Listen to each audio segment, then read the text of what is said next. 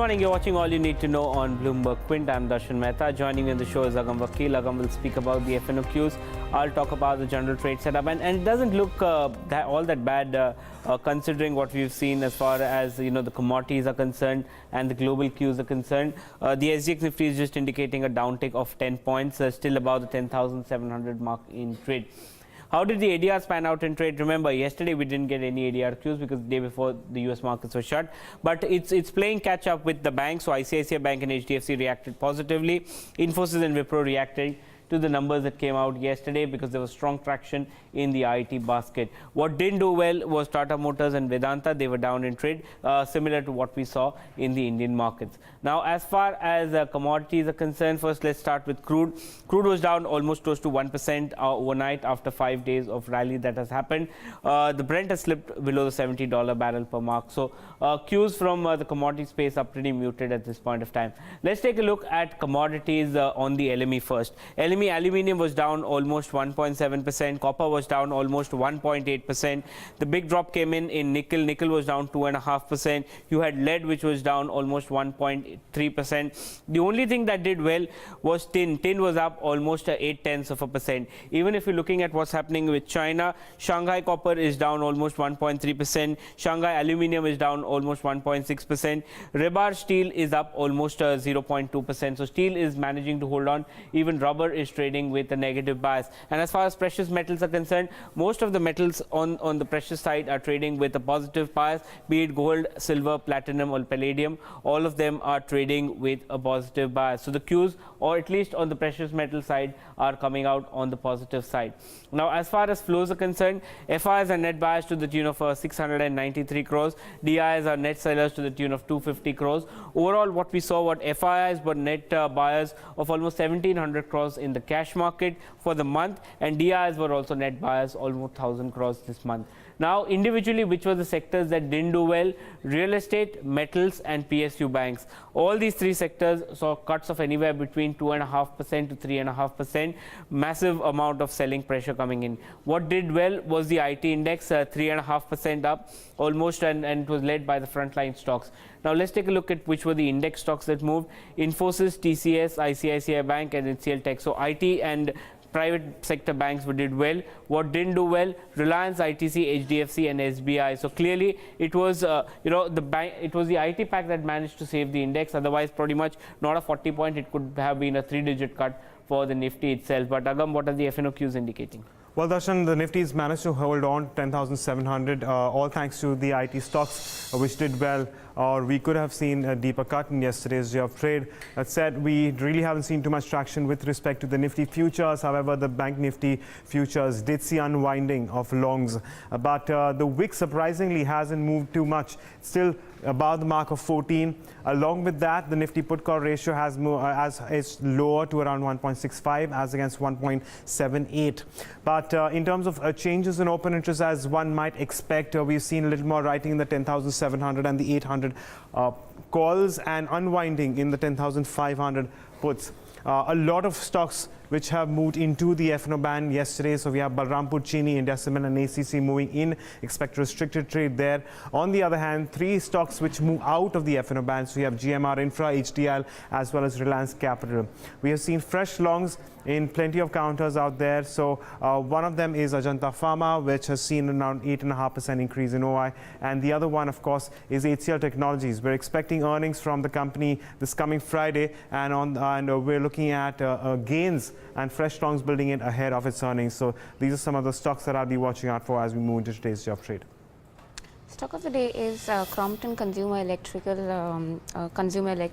Well, Daiwa Capital has initiated a coverage on this counter with an outperform rating and a target price of 300, which indicates a good potential upside of 10 to 12%.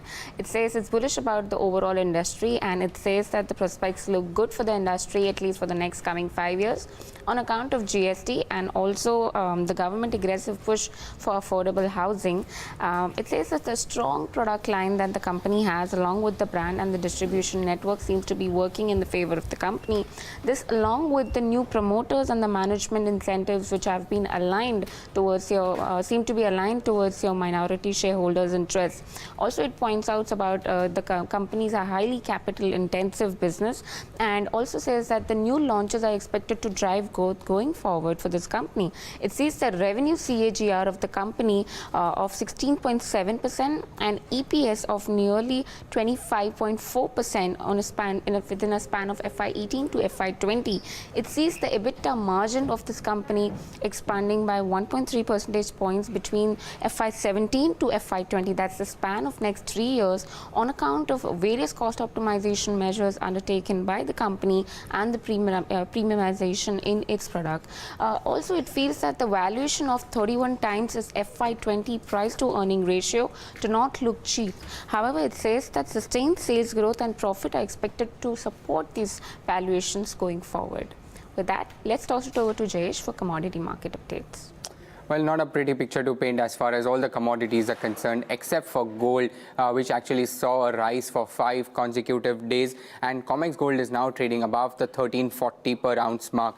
Now, with this, what has happened is gold volatility, the 30 days volatility, has slipped to the lowest level since 2010, which indicates that there might be optimism going into the metals rally that we are seeing. As far as base metals are concerned, we saw the base metal index snap its 4-day winning streak and ended lower by about 1.5%. As far as individual base metals are concerned, nickel dropped as much as 3% and was the biggest drop since December last year. The other base metals like copper, aluminium and lead also closed down more than 1%. Now, this was on the back of speculation of rising supply within China. If you look at the Shanghai Futures Exchange, most of these base metals have started on a weak note, particularly copper and aluminium, which are currently trading 1% lower.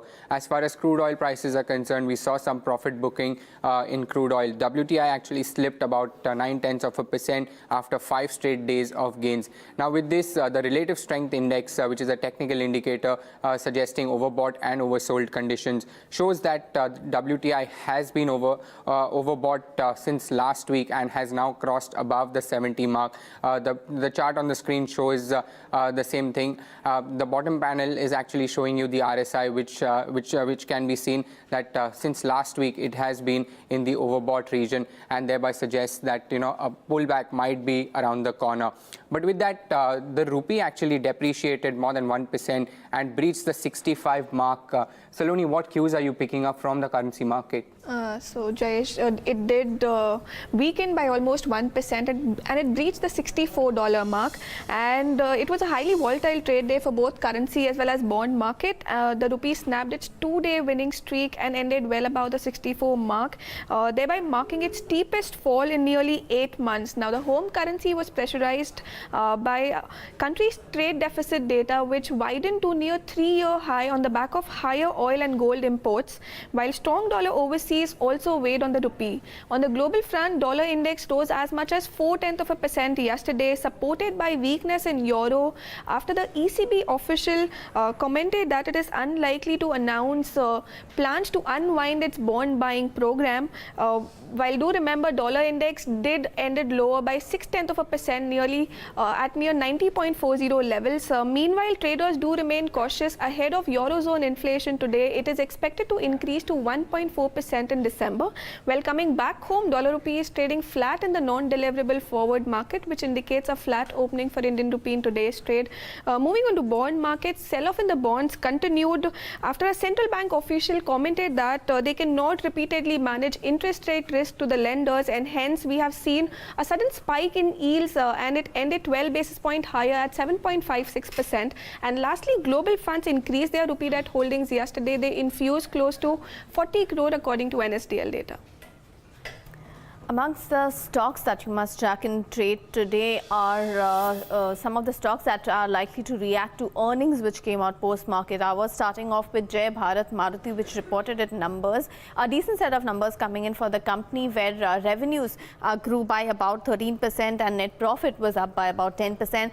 At the operational performance level also, the EBITDA grew by 11% and net margins were maintained at close to 8.4%. But as far as cuts in agro is concerned, a weak set of numbers was reported. Revenues were up by 7%, but net profit slumped by as much as 53%. Operationally also, the EBITDA operational profit number came in 6% lower, and the EBITDA margins fell by about 120 basis points. So we could see some negative reaction on that stock. Another stock that we're tracking on the back of earnings is Agrotech. Again, a decent set of numbers. Revenues grew by 3%, net profit grew by 15%. Operationally, as far as the EBITDA margin is concerned, it was maintained at about close to 8.3%. That apart, we're also keeping an eye on Sun Pharma, where the company said they have settled a patent litigation for generic Linzess in US. Now, while the company hasn't disclosed the settlement terms of the deal, they said that they have now the license to sell the generic version from Feb 1st, 2013. So slightly far away, we may not really see too much reaction on this name, but do keep an eye out on Sun Pharma. Another stock to watch is GAIL, where they have renegotiated a long-term LNG sale contract with Gazprom. Again, the supplies for the same will start from the second quarter of 2018. So keep an eye out on that name. That apart, we're also tracking Symphony, where the company said that their wall-mounted air cooler has got a patent from South Africa, and additionally they have also launched 2 new range of air coolers. So let's see how that stock reacts in trade. That apart, we're watching Texmaco Rail Engineering, where the company yesterday said that they are considering setting up a logistic hub, a food park in West Bengal. And lastly, we are tracking Pioneer Distilleries, where the company said that the workers at their manufacturing plant in Nanded, Maharashtra, have gone on a strike. The stock closed 4.7% lower yesterday, but let's see if we see further negative downtick on this one. But those are some of the stocks that you need to track and trade today. Okay, it's earnings season in full force, and 3 Nifty companies come out with numbers today. The big one will be Hindustan Unilever, because that will give us a trend on how the entire FMCG space is moving. Agam joins me. Agam, it will be on the back of a low base of demonetization, no doubt. What are the broad numbers that, firstly, just tell us the broad numbers, what can we expect? Right, so I'm starting with the headline numbers. We're expecting about over 9% growth in the top line. Its EBITDA margins could see quite some substantial expansion at around 20%, and this will be an expansion from around 17.6%. And when it comes to the bottom line, again, we are expecting a near 12% growth on a year-on-year basis at little over 1167 crores. So we are expecting a good quarter, and of course, as you mentioned, on the back of low base. Yeah, so for 2 things which are very important for HUL, first of all, I want to talk about the volume growth, because that is something that we're seeing. How are you expecting the volume growth to happen this time around? Well, Darshan, volumes growth is going to be robust this quarter. In fact, it's going to be in double digits at around 11%, but there is a reason behind it, because as we are suggesting, it's on a low base. So in the previous quarter, we actually saw the volumes see a decline of as much as 4% on account of demonetization. So we're going to see a pickup in volumes, and a lot of these volumes are going to come from the personal care and the home care segment, which are also expecting a near double-digit, if not a double-digit growth on a year-on-year basis. Okay. Secondly, you said that the EBITDA is expected to be almost, so the EBITDA growth that you're seeing is almost 20%, 25% growth, yes, compared to a 9% revenue growth. Any reason why the EBITDA expansion is so much? Essentially, gross margin expansion on account of input costs, which have been extremely soft. Now, let's not forget that, over the quarter, we have seen a little bit of an uptick. So sequentially, we could see an uptick when it comes to, your input costs. But still, on a year-on-year basis, there has still been a substantial lowdown as far as your input costs are concerned. And because of that, we're expecting gross margin expansion of as much as 200 basis points. And that should trickle down to your operations as well. And because of which we can expect EBITDA margins to expand. Okay, and my final question is, there'll be a press conference, obviously, after the results. What are the important cues that you'll be listening to when the management speaks? Well, very simple, Darshan. It's going to be about recovery in rural demand, and of course, the pricing that the company has taken, and the pricing that the company will take, if there could be any price hikes on the anvil as we move into the next couple of quarters. And that said, of course, their plans and strategies, and if at all there is a change, considering so much competition from all areas. Okay, many thanks for that, Agam. The next number that will come out will be Z Entertainment. It's an important number to watch because Z is the start of the earnings season for the media cycle. We'll come to know what exactly was happening. And Saloni is joining me. Saloni, broadly, what are the numbers that we can expect from Z this time? So talking about the overall earnings, we are expecting a good quarter from Z Entertainment, broadly on the back of ad recovery and on low base, of course. Now, in terms of financials, basically we are looking at 4 important numbers. That is, firstly, the revenue, it is expected to grow nearly 7%, while EBITDA, that is the operating profit, it is expected to increase by 10.5%, while we are seeing some margin improvement, and it will be around 32.5%. Remember, it was around 31.5% last time, while profits will be up almost 60% on a year-on-year basis to 400 crore. Now, this is of course on the back of low base, and if you see sequentially, net profits will be down nearly 32%, as last time it was around 591 crore, and this time we are estimating it to be around 400 crores, Darshan. Okay, 2 important factors. First of all is ad revenues are extremely important. That is something that we need to track. What are you seeing there? And secondly, can you give us a sense of how 10 Sports will work out when, because they sold that, so will it be in the what part in terms of how does 10 Sports fit into Z now, or if since it's gone? Okay. So talking about ad revenues, we are expecting it to grow in the range of 13 to 17%. Now, this is on the back of some recovery seen due to market share gains of Z's flagship channel, that is Z TV, and due to continued strength in their regional market. While new launches by FMCG players along with increasing programming hours by Z Entertainment will add to the growth. Now, in terms of subscription, we could see a bit of a downtick due to higher base. Remember, the company sold off its 10 Sports business to Sony Pictures last year, and mind you, 10 Sports alone contributed roughly 28 crores and 98 crores to the ad revenue and subscription revenue. So this of course will not be accounted for this year, and hence we are estimating that there will be a decline in subscription revenues as people won't be subscribing for 10 Sports. And talking about margins, we are seeing a bit of flattish margins due to higher investment cost, higher marketing spends by the company for their 25th year celebration, anniversary celebration, and cost of annual Z-Cine Awards. Okay, and my final question is, once the numbers are out, which are the 2-3 key important parameters that one should watch out, our viewers should watch out to analyze the numbers? So apart from ad revenue and subscription revenue, we will be looking out for the commentary by management on their plans for new launches. Also, do remember that company is on track to relaunch its OTT app, that is Z5. So any new developments on that front will be keenly watched out for, Darshan. Okay, many thanks for that, Saloni. The last important number that will come out today among the Nifty will be Bharti Infratel, because that will give us a sense of how telecom numbers will start to move out. In most cases, it may come out after market hours, and Somit's tracking this company. Somit, there will be significant amount of consolidation in the telecom space. But firstly, what are the headline numbers? So if you see on the headline numbers, on a year-on-year basis, the growth would be muted. Revenue would rise by around 7% to close to 3,600 crore rupees, while EBITDA would be higher by 5% to around 1,600 crore rupees. On margin front, there would be some contraction because margin was expected to come in at 43%, which would be at the lowest in the last 9 quarters, and net profit would be 14% down to around 700 crore rupees. But if you see on a Q-on-Q basis, revenue is expected to fall, and it will marginally fall, but it will be the first fall in the last 11 quarters. But net profit, however, would be higher by 14% compared to last quarter also. Okay, what are the important parameters on which these estimates were made? What are the factors that you have considered? So one of the important factors why this it will be a muted growth for Bharti Infratel in this quarter is consolidation, and it is now time for the tower companies to face the heat.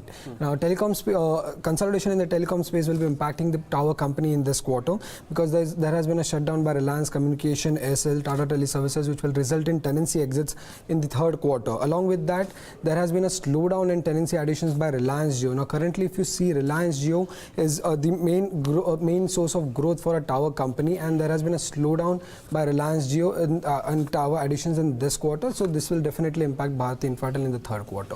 And what are you watching out once the number comes out? Anything specific that you're looking out in the management commentary or the numbers? Other than the headline numbers and tenancy additions, management commentary on tenancy losses because of exit of weaker players and because of Vodafone Idea merger will be a key thing to watch out for. Along with this, the management outlook on tenancy growth and management commentary on the inorganic acquisition opportunity that it has, that is acquisition of Idea and Vodafone's stake in Industar, will be a keen thing to watch out for in this result. Okay, so 3 important numbers that will come out today: HUL, there is Bharti Infratel, as well as the entertainment. Numbers for all 3 will come in close to market close today. Bharti Infratel probably will come in after market hours. So we'll watch out for all these numbers and keep analyzing them for you.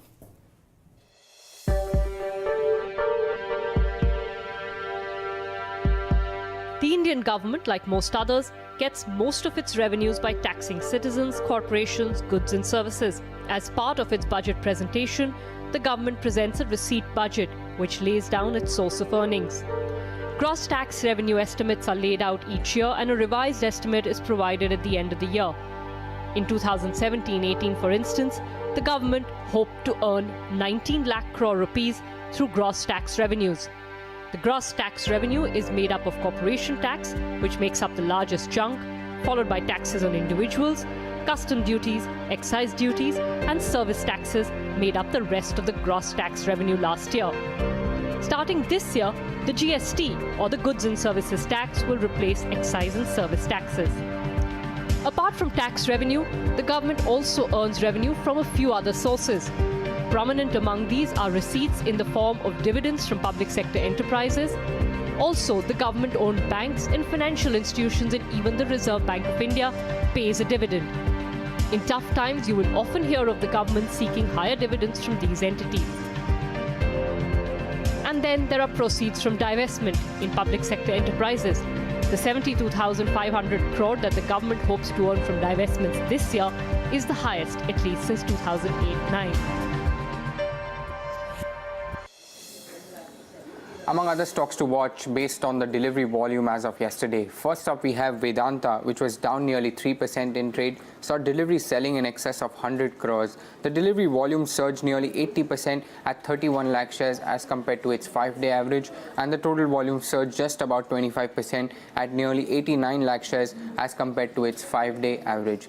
Divi's Labs, the other stock to watch out for. It declined in trade yesterday and saw delivery selling in excess of 50 crores. The delivery volume shot up as much as 150% at nearly 5 lakh shares as compared to its 5-day average, and the total volume surged just about 56% at nearly 9 lakh shares as compared to its 5-day average. Cholamandalam Investment, the last and final stock to watch out for. It was up about 1.3% and saw delivery buying in excess of 59 crores. The delivery volume was up 135% at 4.5 lakh shares as compared to its 5-day average, and the total volume surged more than 100% at nearly 7 lakh shares as compared to its 5-day average. There are also a few stories that you should consider reading on the website bloombergquint.com. Here they are.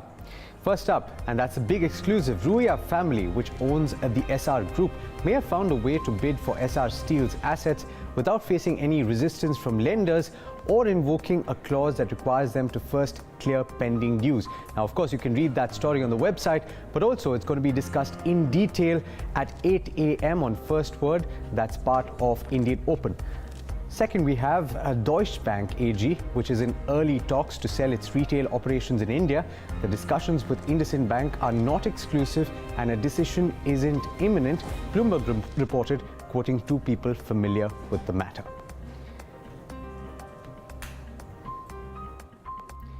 Let's listen in to what Ruchit Jain and Sachidanand Utekar have to say about the key levels to watch with regard to the Nifty. Tomorrow's trading session would be very crucial for for the short-term directional move on the Nifty index. We have seen a negative market breadth in today's session, and if in case we breach 10,690 in tomorrow's session, then I think yes, the much awaited corrective move in the index could be seen. One can go short below 10,690 on the Nifty index, keeping a stop loss below today's high, which is roughly about 80 to 100 points, and expect somewhere downside around 10,550. So 10,690, according to me, very crucial level to be watched in tomorrow's session. Well, very similar observations, but as we have been discussing, the trend has been very positive, and we have really not seen any signs of exhaustion or a reversal yet.